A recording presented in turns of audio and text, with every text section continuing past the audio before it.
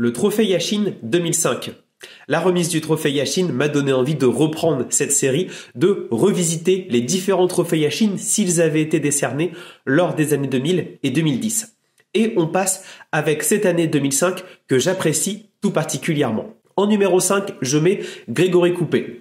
En effet, c'est l'une des années où on peut mettre Grégory Coupet dans ce top 5. Pourquoi? Parce qu'il y a les performances collectives. Lyon est champion de France, encore une fois avec Paul Le Guen. Ils sont à un penalty Nilmar près d'arriver enfin en demi-finale de Ligue des Champions. Et globalement, la prestation face au Werder de Brême était vraiment très aboutie avant de perdre face au PSV.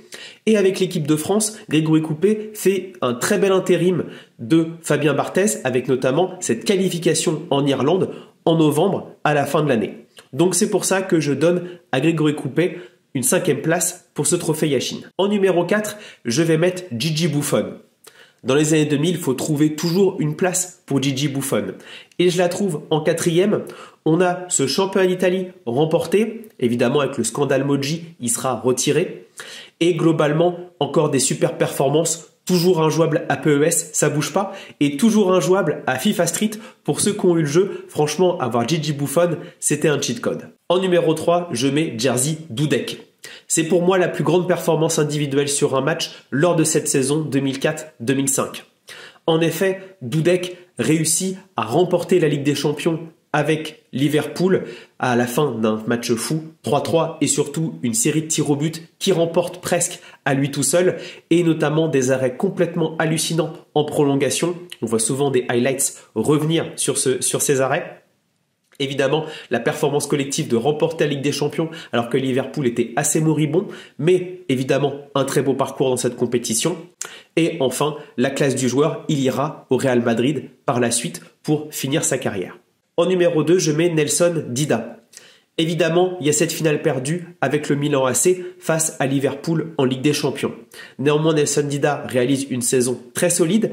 Il n'est pas champion d'Italie, mais il y a un parcours en Ligue des Champions qui était assez tortueux. Et surtout, il y a une Coupe des Confédérations remportée avec le Brésil. Et ceux qui avaient suivi la compétition se souviennent de ce Brésil totalement flamboyant. Il n'y avait pas Ronaldo, mais il y avait le quatuor Adriano, Kaká, Ronaldinho avec Dida dans les buts, et franchement c'est une super performance collective, et surtout pour moi c'était vraiment un gardien sûr à l'époque, ou en tout cas sur cette année. Et le numéro 1 de ce trophée Yashin, Petr Cech. Pour moi il est incontestable, 24 clean sheets en 38 matchs en Première Ligue pour sa première saison en Première Ligue. C'est une entrée fracassante de Petr Cech au plus haut niveau mondial, et surtout une demi-finale de Ligue des Champions pour Chelsea, battue à un but fantôme près de Luis Garcia, ceux qui étaient devant le match savent.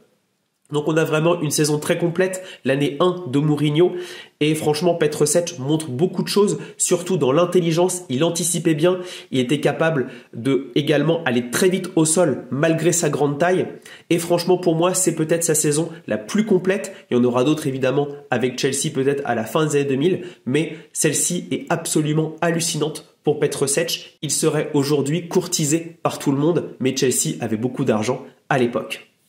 En mention honorable, j'en ai plusieurs. On a tout d'abord Aurelio Gomes. En effet, c'était le gardien du PSV qui va assez loin, évidemment, avec le PSV. Mais franchement, au niveau individuel, il n'était pas non plus exceptionnel, même s'il remporte la Coupe des Confédérations également avec le Brésil en tant que numéro 3. On a également Iker Casillas qui se refait une santé avec le Real après l'année 2003-2004 assez difficile des Galactiques, où ils essayent de trouver finalement un semblant de cohérence collective, en tout cas surtout défensivement. Donc Iker Casillas est souvent tenu de faire des miracles dans les buts et ça se passe pas forcément toujours très bien. Dites-moi, ceux qui ont suivi 2004, 2005 et même les autres, quel serait votre trophée Yashin de cette année-là?